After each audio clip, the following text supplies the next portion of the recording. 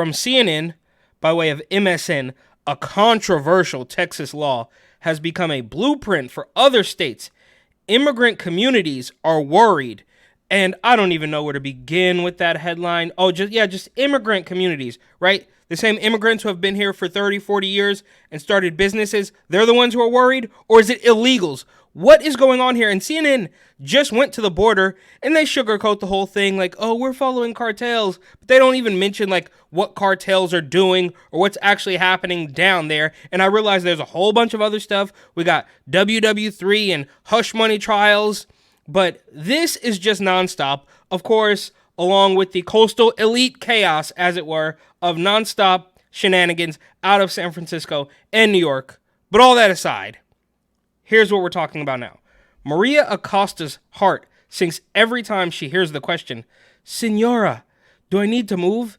Immigrants in Iowa keep asking her, and Acosta says she doesn't know how to respond. Well, should you leave if you're illegal? Yes, that's the simple answer. I feel powerless. I feel frustrated, says Acosta, a community organizer for the Iowa Migrant Movement for Justice. What can I tell people? I can't tell them, oh no, everything's going to be fine. I don't know if everything's going to be fine. Right now, it's not all fine. And it shouldn't. Where do you even get off pretending that you can just break in and have zero problems? We should just let you do whatever it is you want, which we're already kind of doing, but apparently that's not enough. Last month, Iowa lawmakers swiftly passed a bill that would allow local police to arrest some undocumented immigrants and give state judges the power to order deportations. Okay, so the law might be enforced, unfortunately for them. And Wednesday, the state's governor signed it. The law isn't scheduled to go into effect until July 1st, but Acosta and other advocates say concern and confusion are already running high in immigrant communities. Again, there's a big difference between immigrant communities, say, I don't know, Chinatown or Little Italy, and shanty towns of illegals living in basements in Queens. There were at least 14 bunk beds and more than a dozen other beds occupying both the cellar and first floor of that store. The building owner tells us he was housing migrants here, migrants who have now been vacated by that building department. We're going to show you some cell phone video from that furniture store owner who shows what these conditions look like in that cellar. You can see dozens of people in these beds appearing as if they're waking up. It affects me when I see fear on their faces. They don't know what to do, Acosta says, even though they've been living here for 10 or 15 years and it's their home. Doubt it. And if it is, you should have done it legally. Iowa is among at least 9 states this year that have weighed restrictions mirroring portions of the Texas immigration law known as SB 4. According to the National Conference of State Legislatures, proposals are still pending in some states, and others they've failed to pass. Okay, so yeah, some weirdo commie states are going to allow the illegals to continue to run roughshod in hopes of maintaining power for the Democrats, I guess. It's unclear how officials would enforce and fund the Iowa measure, which is known as SF 2340. It's likely to face legal challenges, which means its implementation could be delayed or even blocked in court, like the Texas law that inspired it. But advocates say this uncertainty hasn't eased worries about potential racial profiling and erosion of trust between law enforcement and communities. Oh, they want to talk about racial profiling? How about you go to Chicago and talk to the black people there and ask them what they feel about the illegals, the criminal migrants that have taken over? How would you deport someone, and who?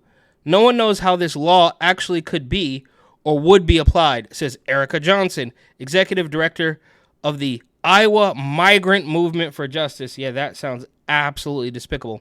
This college student has already decided to leave. Okay, fine, go, right? And take a whole bunch of the weirdo lefty Americans with you.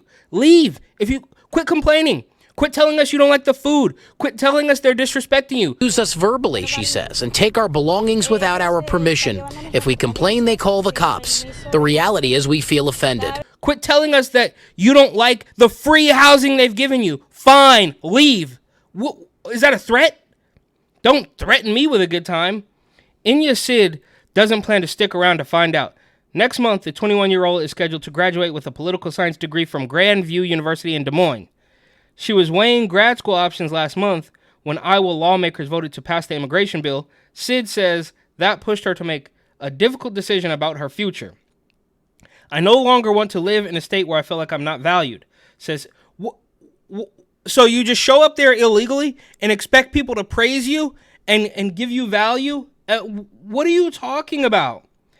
This says Sid, who was brought to the U.S. from Mexico when she was a toddler, and says that she has lived in Iowa for the past 18 years. Okay, yeah, fine. You probably should have done that legally, but you didn't, and this is still a far cry from the criminal Venezuelans who are terrorizing New York City right now.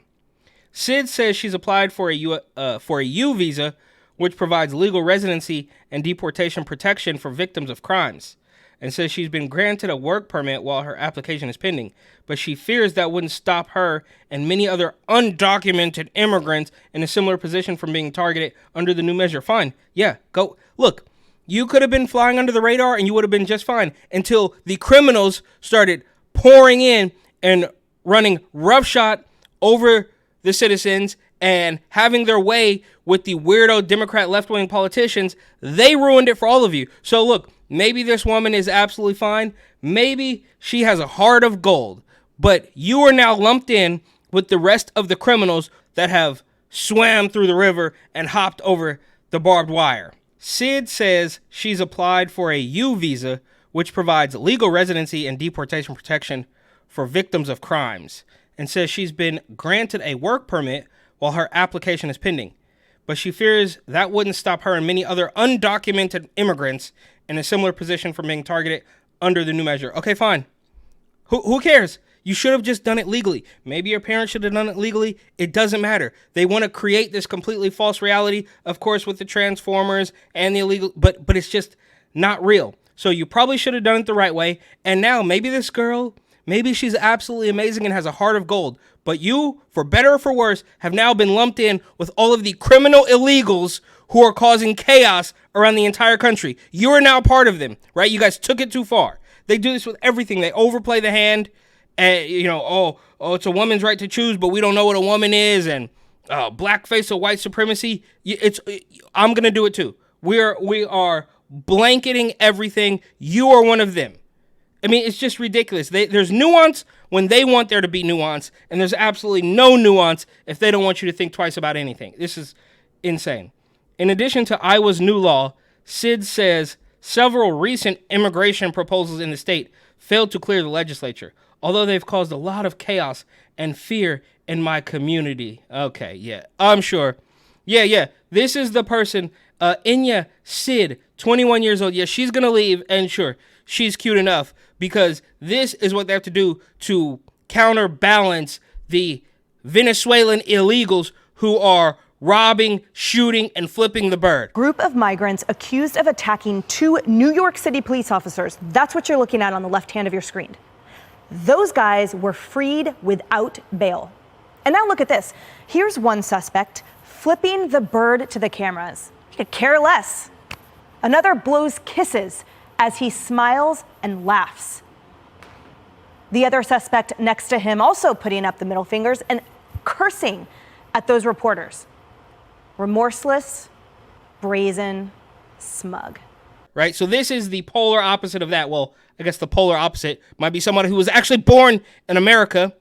Now she says, despite her recent acceptance into grad school at the University of Iowa, that option is off the table. She's planning to leave the state and weighing out-of-state programs in Arizona and New Mexico, where she hopes to study urban planning. Okay, well, maybe, I don't know. I'm an American, so I don't have to deal with this. But if you don't have any of the paperwork, how are you going to get this done? You're just betting that the weirdo Democratic politicians are going to give you whatever it is you want? I may not be eligible to vote, she says, but I can vote with my feet. Yeah, sure, do it. Do it, leave. I'm figured out. I mean, this is crazy. The passage of SF 2340 in Iowa, Sid says, was the nail in the coffin that made me feel not safe. But even when she leaves Iowa, Sid says, many family members she loves will remain. She's well aware that not everyone has the luxury of leaving. Yeah, not everyone has the luxury of showing up unannounced. As easy as it may be for me to consider a move. There's a lot of people in Iowa who have built roots here over 2 decades. Yeah, and where's she getting all this money? She's going to college. She's going to grad school. She's deciding that she's going to leave. But that's not free. That costs money. So how is all that happening? They have businesses here. They own homes. They have children who are born and raised here. Sid says she tried to reassure them. I've tried to explain the law as best I can. We're not sure how the Attorney General is going to enforce this. I'm kind of the voice telling them, let's just take it day by day and see how it turns out. Yeah, or maybe just swim back through the river and go to the hell where you came from. Go back to where look, and I probably wouldn't have said that 5-6 years ago. But now it has gotten completely out of control. And no matter what happens, they're going to let these people free. They're going to blame the police. Oh, this was police misconduct. While we have enough homegrown criminals, Oakland, San Francisco, New York, smash and grab robberies all through the roof. And on top of that, you want to add a whole bunch of illegals who have absolutely nothing to lose. Other states are weighing similar measures. The states where lawmakers have considered legislation similar to the Texas immigration law this year share several things in common. Most of them have Republican-dominated legislatures, and most of them are nowhere near the U.S. The Republicans in Iowa and Maine and New Hampshire, far north states, they're Republicans and they don't want to do it. Shout out to Jen Psaki, who says, I can't believe that the voters in Virginia care about immigration. If you look at some of these exit polls, I live in Virginia. Immigration was the number one issue. Yes. Again, these could change in Virginia. Well, Virginia does have a border with West Virginia. Very, very contested area. Build the wall. What? This is absolutely ridiculous. It's out of sight, out of mind for them, but not really because they want control of your mind. It's a deep rabbit hole. In addition to Iowa, lawmakers also weighed proposals in Idaho, Kansas, Louisiana, Missouri, and South Carolina. According to the National Conference of State Legislatures, similar efforts failed in Arizona, where the state's Democratic governor vetoed a bill its Republican-dominated legislature passed, and in Mississippi and West Virginia, where proposed measures died in the committee. And it's worth noting that in Arizona, Cartel Katie Hobbs look, I don't know what you can and can't say, but it's pretty clear that the machine works for her, right?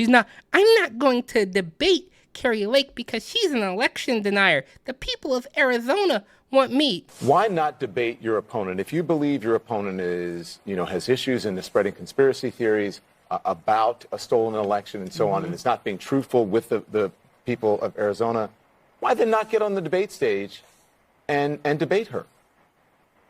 Not only is Kari Lake, has she centered her entire platform around this election denialism. I didn't want to give her a bigger stage to do that. But additionally, she has shown that she's not interested in having any kind of substantive conversation. She's only interested in creating a spectacle. But and I didn't want to be. If you were in the same space with her, wouldn't it be easier to knock it down in front of everyone, in front of the most people? Because you're not stopping her from spreading whatever you believe that she is spreading. By not debating her, she can go on television, she can talk about it, she can go in front of the people of Arizona every single day and talk about it, but you're not confronting her on it. And it seems like it would be an easy fix if you stood up on a debate stage and confronted her about these issues. Look, we're 6 days out from the election, and our campaign strategy is our campaign strategy. So we're moving forward. I'm continuing to make my case to the voters of Arizona. Whether or not we debated in this race is not going to decide this election. So, we made the decision, didn't want to be a part of her spectacle, and she's not, she won't answer these tough questions to real reporters. She only talks to fake news. But Secretary, it's not just her that you won't debate. You also did not debate your Democratic primary opponent, Marco Lopez. Why? And have you ever? I was miles ahead of him. I was miles ahead of him in the race and won handily. It's a totally different situation here. No, they don't. Nobody doesn't. Nobody does, I should say. You could drive hours around the Phoenix metro area and not see one Katie Hobbs for governor sticker. But you're going to see FJB. You're going to see Kari Lake. I know a lot of people are mad at Kari Lake right now because of something about, bending your babies, which is ridiculous. I don't know why she would do that, because they're not going to like you either way, so you might as well just stand on business, as the kids say, but that's a completely different story. Iowa Governor Kim Reynolds, who repeatedly expressed her support for Texas counterparts' efforts to crack down on illegal immigration. Okay, so now one time they say illegal immigration. All right, I mean, in this entire thing, they're going to crack down on illegal immigration, and that's a really bad thing. Argues that the states are stepping in to secure the border because the federal government hasn't. True. Those who come into our country illegally have broken the law, yet President Beau Biden refuses to deport them, Reynolds said Wednesday. This bill gives Iowa law enforcement the power to do what he is unwilling to do, enforce immigration laws already on the books. Ding, ding, ding. It's really not that difficult. The Iowa bill makes it an aggravated misdemeanor for immigrants to be in the state if they've re-entered the U.S. after previously being denied admission or deported from the country. It also requires state judges to issue a deportation order if an immigrant is convicted of that aggravated misdemeanor charge.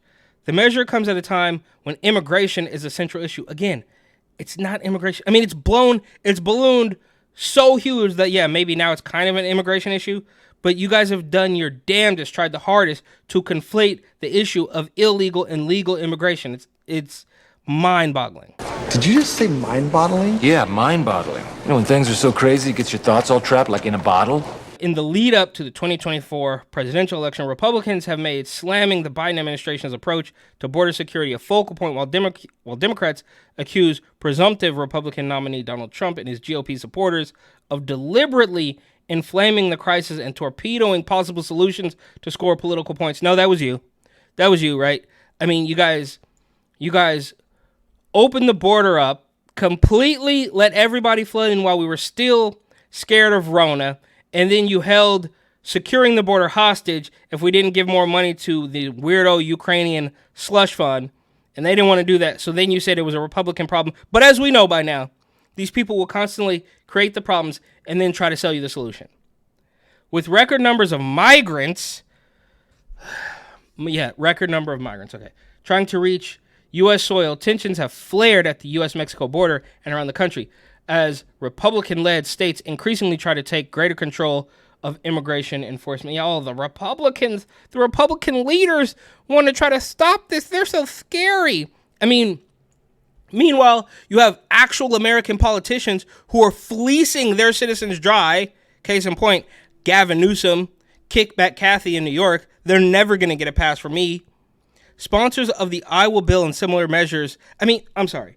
How can these people constantly blame Republicans for wanting to stop people from flooding in illegally and causing absolute chaos, and then give the Democratic politicians a pass as they hike the prices of absolutely everything and then tell you they're going to fix the weather with a little bit more tax?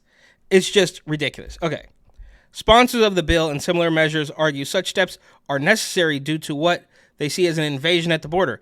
Critics call the Iowa bill and other proposed state measures discriminatory and unconstitutional. Yeah, it's unconstitutional to protect the border.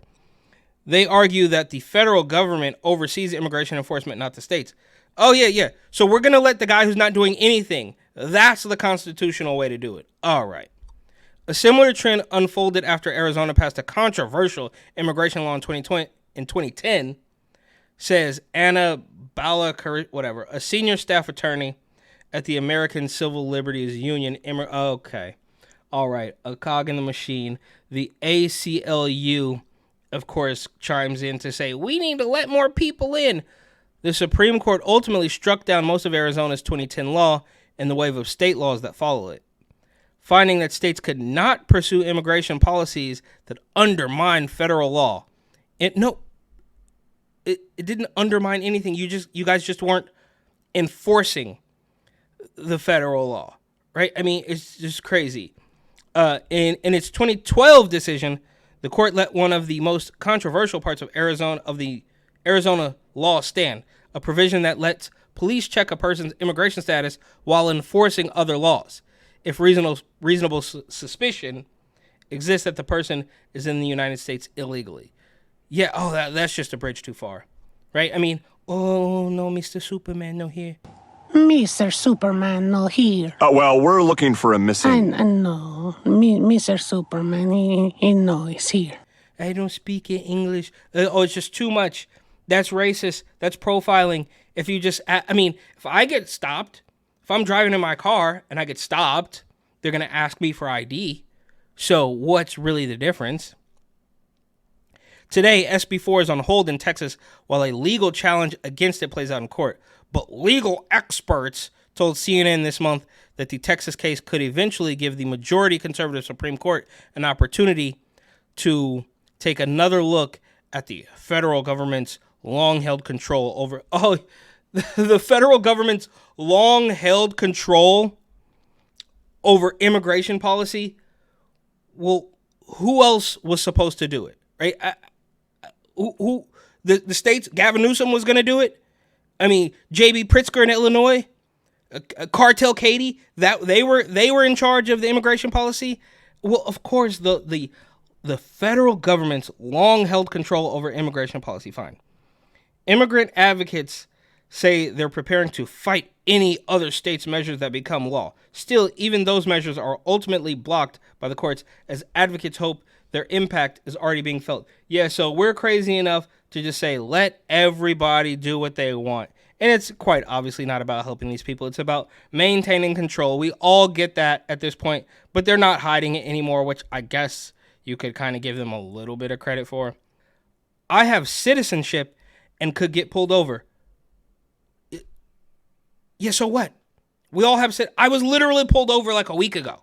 We could all get pulled over. And guess what? I had a tail light out and I gave the guy my ID and he said, oh, just go fix it. That's what happens. But if you're illegal, if you're committing crimes, then that's part of the problem. I have citizenship and could get pulled over. Sorry, I'm getting turned up here. But yeah, right? All citizens, literally every single citizen with a driver's license could also get pulled over. So I'm not sure the point you're making here. In Idaho, where the state house passed a measure mirroring the Texas law last month, Estefania Mondrag, whatever, says she's been trying to get the word out, but also keep people calm, including members of her own family who have asked whether they should start making plans to leave. Yeah, you should. You should leave the entire country. Get out of here. If you didn't do it the right way, yes, you should leave. Because Big DJ T, if and when he is elected, is planning the largest domestic deportation operation we've ever seen. On my first day back in the White House, I will terminate every open borders policy of the Biden administration, stop the invasion on our southern border, and begin the largest domestic deportation operation in American history. Look, okay, this goes on. They're bracing themselves for what's next. Oh, yeah, that people have had enough, right? You showed up unannounced, and people don't want it anymore, and they're maybe going to elect a guy. We shall see if voting is even real or not, and they may put an end to this nonsense. And look, CNN was literally just at the border. They sugarcoated the entire thing. Oh, you know, the cartels, we're tracking cartels, we don't know what's happening. But they're not actually saying what these drug mules, what these criminals, what these people are actually doing. They just say, oh, well, there's a fence here, and some people are coming where the fence is broken. These people are absolutely despicable. I can't imagine for one split second going to bat for, think about all of the legal immigrants, the people who, of course, have been here for a generation or two that came from somewhere else, and they paid the money and they took the test, and now they're watching everybody hop over the fence and get the world handed to them on a silver platter.